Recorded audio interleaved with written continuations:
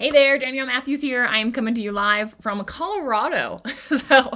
Today is actually my birthday. Thank you all that have been sending me such wonderful wishes. It's so nice. It's filling my heart. I don't have this open because the sunlight was like too much, but right out of my window are beautiful aspen trees. And this time of year, I love the fall in Colorado because the aspens change and they turn this like beautiful golden yellow, and like the mountains become yellow and gold, and it's just gorgeous. So I'm very happy to be here.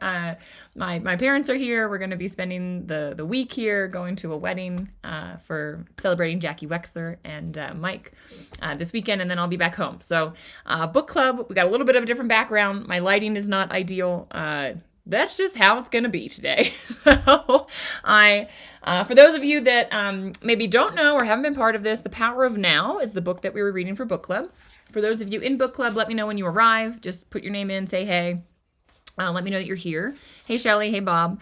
Hey, Beth. Hey, Christy. So good to see you all. This chapter was so good. I think I got to see some of you guys in person over the weekend, and so many of you are like, Danielle, this book is it's deep and insightful. And like you literally, Fritz and I were talking, like you could just spend an hour on one page. So we have a half hour to go through a whole chapter. So good luck to us. Hey, Shelly. And he kicked this off, and I kind of want to do this little experiment with you. So if you were driving, don't do this. But if you're not driving, hopefully you're seated at home. I want you just to close your eyes. And Eckhart Tolle kicked off this chapter saying, talking about a little experiment. All right, this experiment is meant to help you become very alert. And he said, think of yourself like a cat watching a mouse hole, like totally present. And so what I want you to do, this little experiment, now that your eyes are closed, just take a deep breath in so we can center ourselves. So breathe in through the nose. And breathe out through the mouth. And I want you to say to yourself, I wonder what my next thought is going to be. I wonder what my next thought is going to be. We're just going to sit in silence with that wondering until it comes.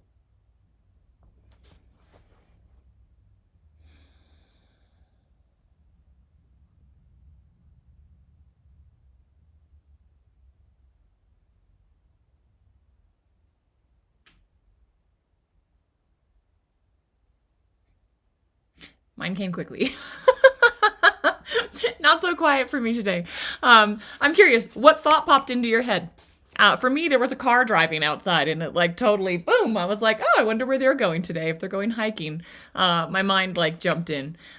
Who had a thought pop in, or did I interrupt you? Was it my voice that interrupted you? Sorry if it was. Tammy says my audio is cutting in and out. Yikes.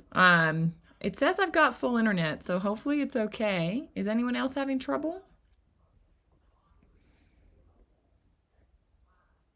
Are you there? That would be helpful to know. So put a one in the chat if you're hearing me. Are you with me? Are you up to date with me? Is my Wi-Fi not working? Okay, Fritz had construction across the street jump into his mind. You and me both. Sounds from outside. Okay, Beth's saying no trouble. Okay. All right, Tammy, it might be your connection. All right, you guys are with me. Okay. Maybe there's a little delay because the ones are coming in a little bit later. So I will just be a bit more patient today as we move through book club.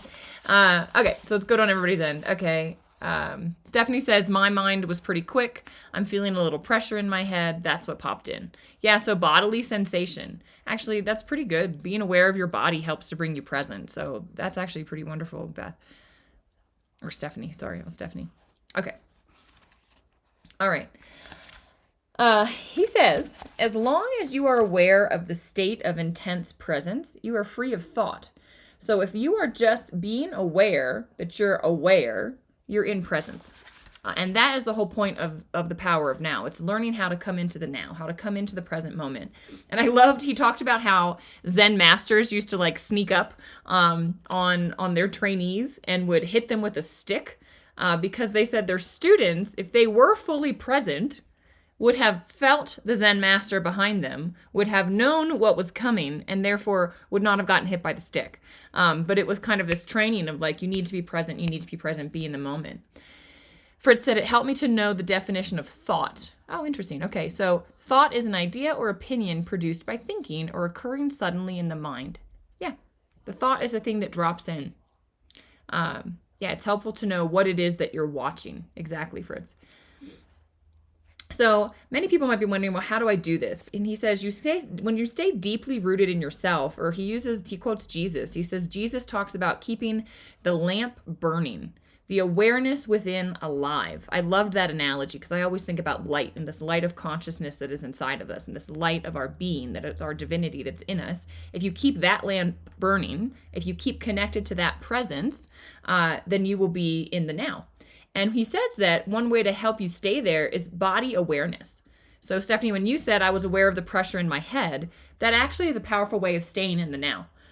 Feeling and knowing what's going on in your body. That's why a lot of what people teach is in Eastern philosophies is breath work, becoming aware of the breath, because the breath brings you into the body. And that brings you into presence. It connects you with that essence. And it lowers, the chatter of the mind. I thought it was interesting, the top of page 79. He says, in that state, the you that has a past and a future, the personality, if you like, is hardly there anymore. And yet, nothing of value is lost. You are still essentially yourself. In fact, you are more fully yourself than ever you were before, or rather, it is only now that you are truly yourself. I don't know if you guys caught that, but it made me think of when my car accident happened. I had to let go of my past and this person that I was and that I could no longer be. And I couldn't think about my future because I didn't know how I was going to feel in 10 minutes. And I was brought into the present moment. And I remember so vividly feeling like there was some sort of death. Like I felt like I no longer existed.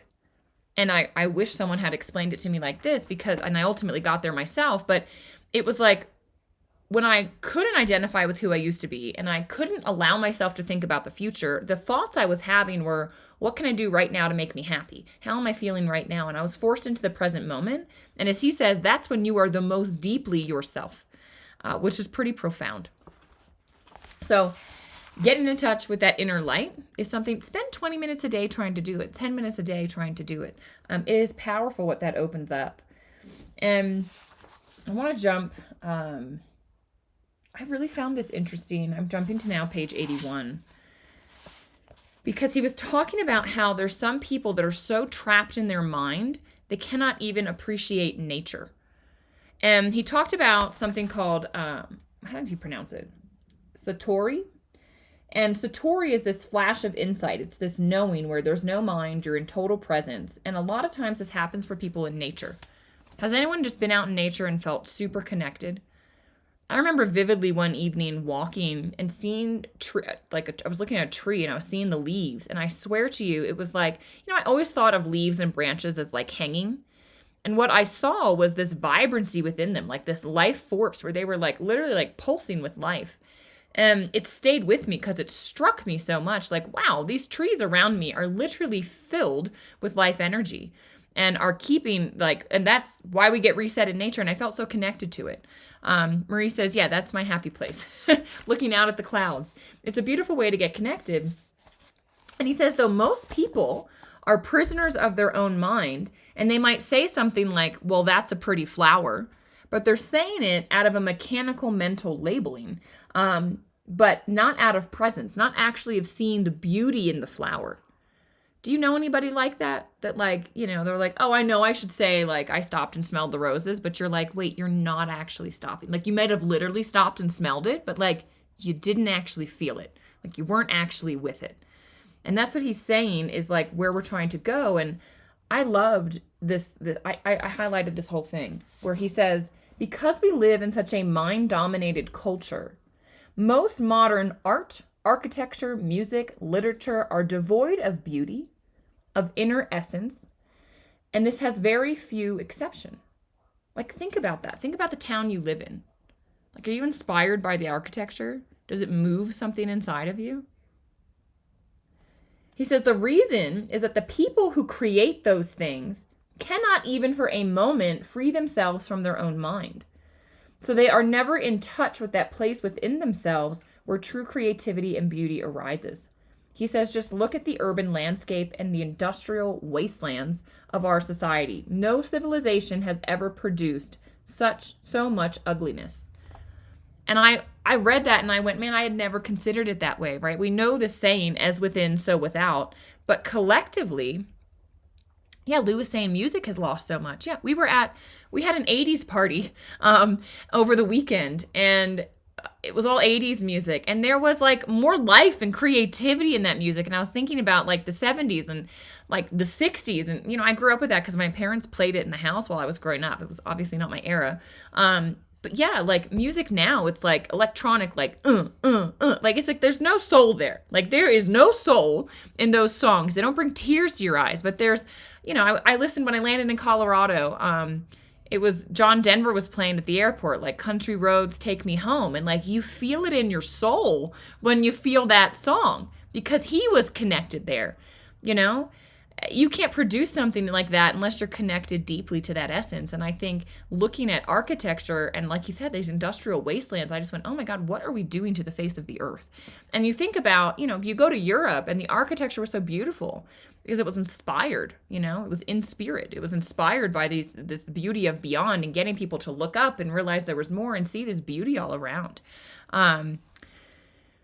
Angela says, I notice in the negative, my workplace building is brutalist architecture from the 60s. Yeah, interesting. It's interesting to become aware of it, right?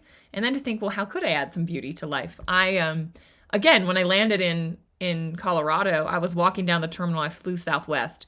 And I just loved Southwest had hung, like, how you stand at Southwest between the different, like 1 to 5 and then 6 to 10 and whatever. You're like in and they have those things up. Well, someone had like strung these beautiful, colorful things in between. And then on another one, they had like put like big dice and like cards. And like it was clear that those flights out of that gate like go to Vegas. But I thought, wow, like way to add some soul, way to add some essence, some humanity, some creativity to like such a mundane thing.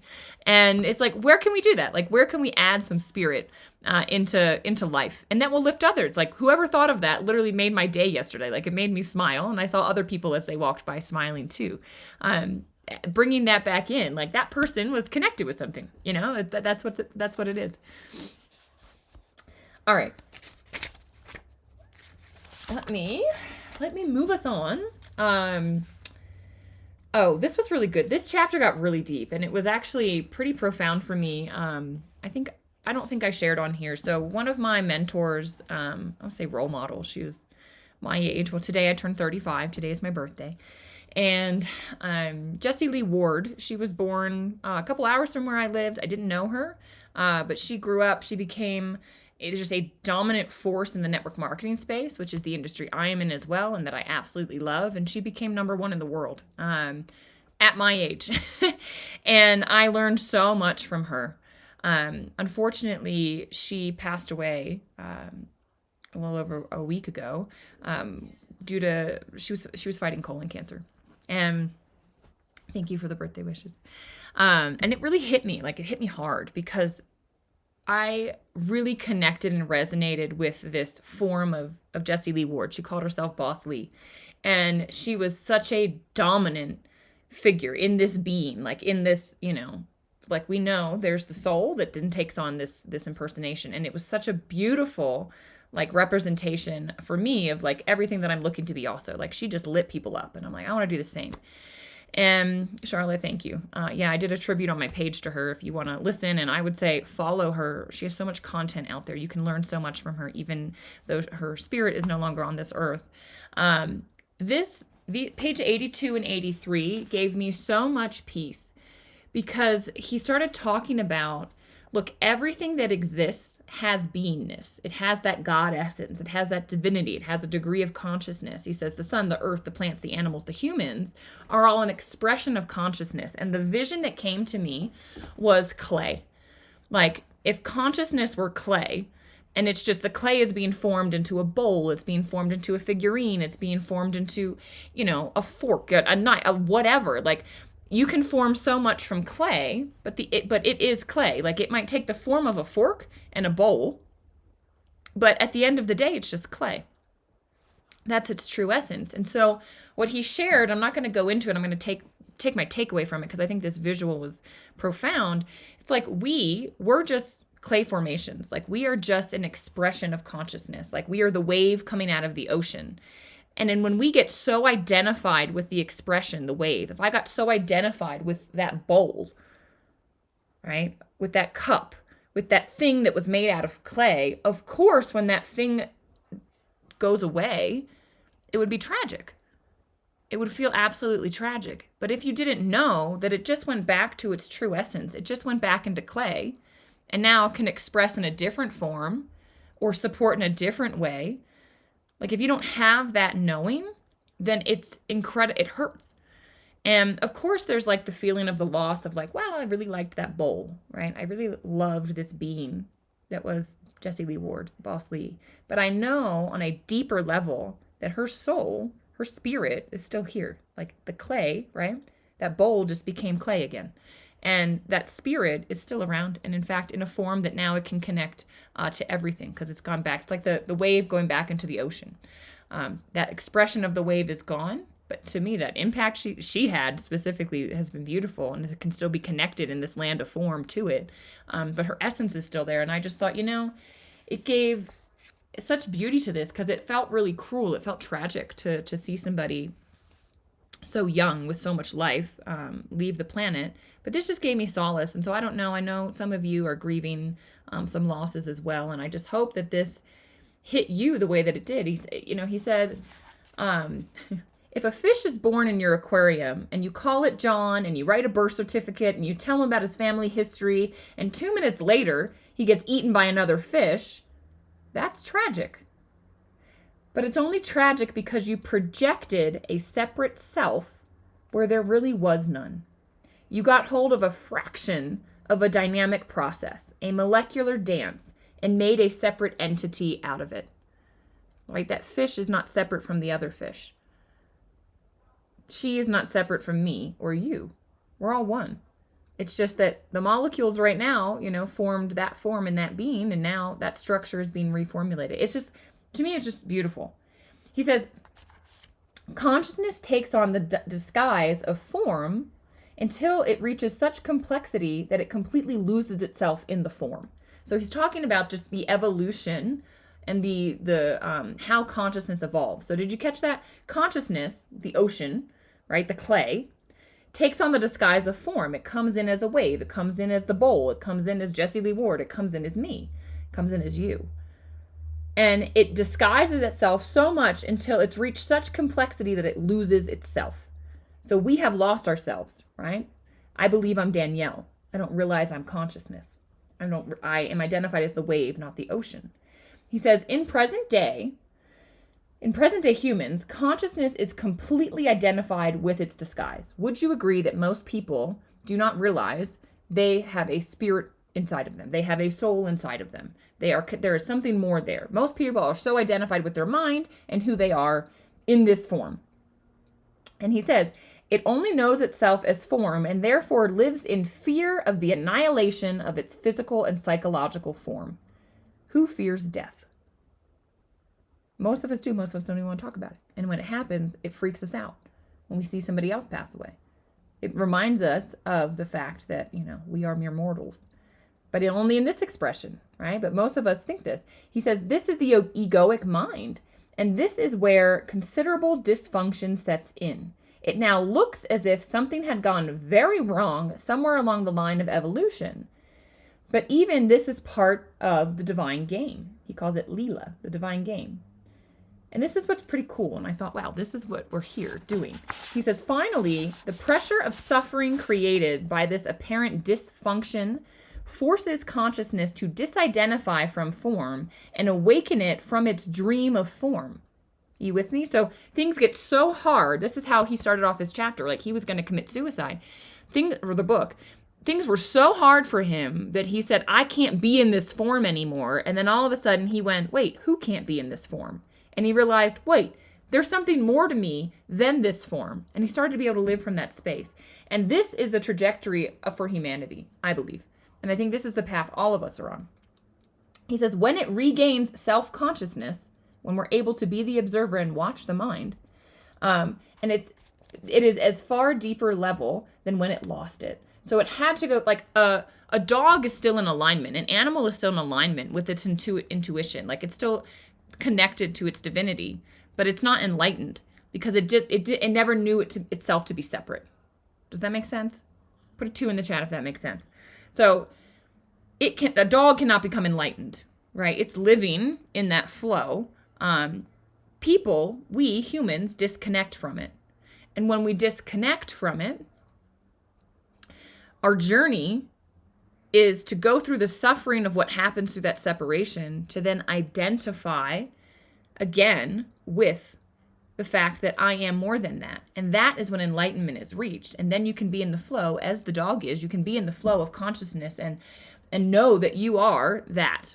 Okay, and that is the human journey. That is what it's all about. That's what I believe. That's what he's sharing here. That's what I've been taught in all my philosophies. That's what I'll be talking about in the course I just launched. This is what it's all about. So he says, now, can you see the deeper and wider significance of becoming present as the watcher of your mind? Do you see now when you become the watcher of the mind, you are actually going through this beautiful, transformative, like this is the evolution of consciousness. This is where we have reached, where we can separate from this dysfunctional mind that's creating so much chaos for us, and we can watch it, and we can connect with our divine self. He says, watching the mind, we are personalizing an event that is truly of cosmic significance. Through you, consciousness is awakening out of its dream of identification with form and withdrawing from it. And if we do this collectively, think of the power in that. All right. Once you are free from that, so much happens. He says, I'm on now page 84. He says, the egoic mind has become like a sinking ship. If you don't get off, you will go down with it. All right. I mean, think about how Eckhart Tolle was about to kill himself because his egoic mind had gotten so out of control, he was about to go down with it. He was about to end this life. And he says, the collective egoic mind is the most dangerously insane and destructive entity ever to inhabit this planet. Have you felt that? When the masses get into fear, it gets bad. And we've watched that play out in the world. I would say we watched that over the last few years even. We saw it during World War II. What can happen when that fear of the other steps in and we forget that, no, we are all one. We are the same consciousness. We're all the clay, just expressed in different, forms. We're all waves of the same ocean. When we forget that, it can be crazy. And he says, what do you think will happen on this planet if human consciousness remains unchanged? What is the direction we will go if we continue to stay identified with the ego, we continue to stay identified with fear, with separation, with all of these things? Marie says, yes, sometimes it's crazy because I think, what the heck? Why are you thinking that way? But that is the replay or the repeat. I have been seeing that my mind has just done that for years. Yes, but Marie, you're seeing it. So this is the thing. Most people don't realize that it's the mind that's having these thoughts, and they don't realize that they're playing a repeat program in their mind. You're realizing it. That's the key, my friend. So you have the key now.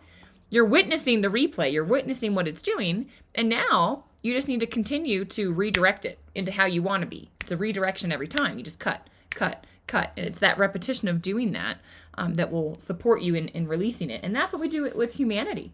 I love what he said about drugs. Did anyone else read that and go, oh my God, I've never had that perspective on drugs? He basically said drugs and alcohol.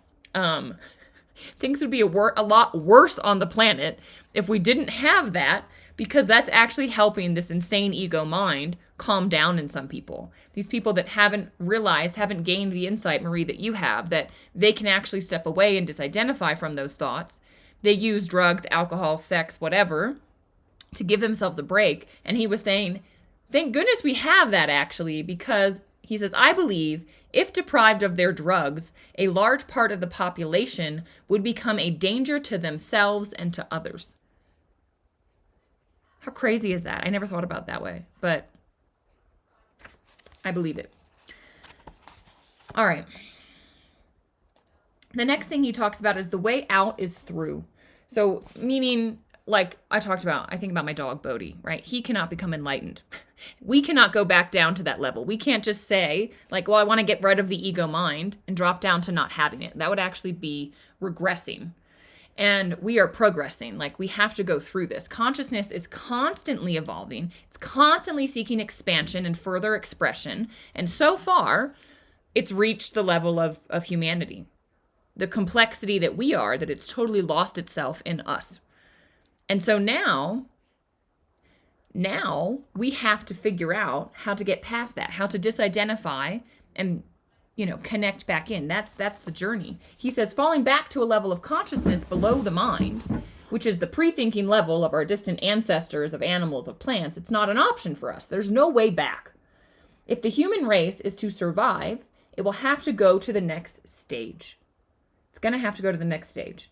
Consciousness is evolving through the universe in billions of forms. So even if we don't make it, it wouldn't matter on a cosmic scale. That's humbling.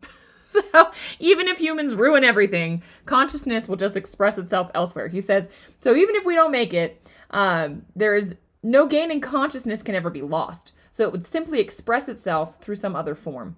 But the very fact that I am speaking here and you are listening and you are reading and those of you on book club are connected and we're having these conversations, he says this is a clear sign that the new consciousness is gaining a foothold on the earth, on this planet, and that humanity is actually evolving consciously. It's actually waking up. He says at the beginning, awakening. Was it at the beginning or the end? Hang on. Oh, here. No, it's the next page. He says, presence means awakening to the divinity or the God essence within you. That is what is happening collectively on the planet. That is what you are going through right now. That is what I have gone through. People are waking up to the fact that this divinity is within them. And that is the power. That is the solution. That is where we can create a beautiful planet and connect collectively as the we that we are, realizing that, no, we are here all together as expressions of this consciousness to enjoy. So why not choose to enjoy love and beauty and be creative, right? Rather than when we're so identified with the ego mind, we make all this destructive stuff. I'm seeing the yeses. I'm loving the chat. All right. He also says, what the power of book club, right? He says, a group of people coming together in a state of presence, us being present with these teachings. He says it generates a collective energy field of great intensity. It not only raises the degree of presence of each member of the group, but it also helps to free the collective human consciousness from its current state of mind dominance. So just us being here together, having these conversations, creating this connection, it does it. And I would encourage you guys, share this. Share it on Instagram, share it on Facebook, share this out on your pages. People need to become aware. People are struggling. They don't understand why. Share this gift. Tag somebody in this to have them watch it. I believe that this can help collectively all of us. And, if others suffer, we suffer because we are connected. So helping one another to awaken, to realize the divinity that is within, the power that is within, the truth of who you are, to be able to, as Marie has done, witness the mind. And don't judge yourself, Marie. Like how many other people... Put a 1 in the chat if you have also noticed a replay of thoughts that you get into. Maybe it's a state of anxiety that you spin yourself up into because, well, what if this goes wrong? What if that goes wrong? What if I can't? What if this? What if that? Right? And you get into this what if game. We all have repeat patterns. We all have stuff. Well, I can't do that. I don't know how to do that. Who am I to do that? Right? All of these things come in. But just witness it. Like now I'm like, oh my God, my mind is so silly. Like I have the ability to go and set it over here and go, fine, you can have your crazy talk over here, but I'm not listening anymore. I'm going to move in the direction of what I know. I'm going to trust. I'm going to hang on to that trolley strap, right? That Wayne Dyer talks about. I'm going to trust that, I can navigate to where I want to go. And I can let go of the mind. And the mind doesn't always go away, Marie. So it's not like you're going to reach one day that it doesn't. I mean, my spiritual teacher, he's turning 91 in 2 weeks. And he still says, my day to day, he calls it his meditation in motion, is figuring out how his ego mind is being tricky and trying to overtake again, right? Because the ego mind only has existence when it's engaged with, right? If you don't engage with it, it has no existence. So it tries and fights really hard to keep its existence. All right. Oh, thank you, Lou. Lou says your work is helping. Well, I'm glad to hear that. Really just so grateful that this book landed here. I'm blown away by this work. So I believe we are moving into chapter 6 this week. I didn't actually look how long it is, so let's view that together. Might be a longer one. Let's see. Page 89 to page 106. Yeah, that seems longer. So maybe we do page 89 to page 99, just right before where it says, before you enter the body, forgive. Okay, before you enter the body, forgive. That's where we'll stop. So I'm just going to put a note. I will put it on the Telegram chat. If you're not in Telegram, just ask. I can put the link there, and we'll connect there. I'll put the assignment in there. I will see you guys next week. I appreciate all the birthday love. I'm going to go have some fun out here in Colorado, go for a little hike, enjoy the aspens, be in the presence, and be present all day. I appreciate all of you, and let's enjoy chapter 6, and we'll connect again next week. Lots of love, guys. Don't forget to share this. Go out there and help somebody else, lift and shift and awaken to a little bit more. Bye, guys.